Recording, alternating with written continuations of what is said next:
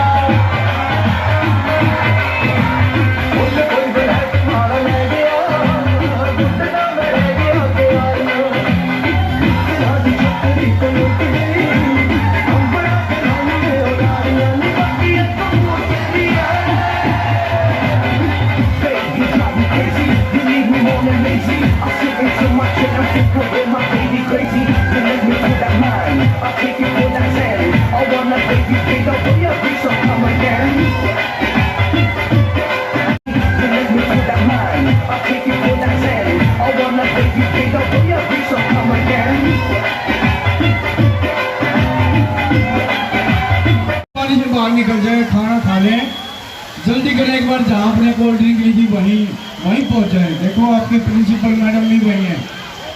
अगर जो बच्चा बाद में गया तो उसके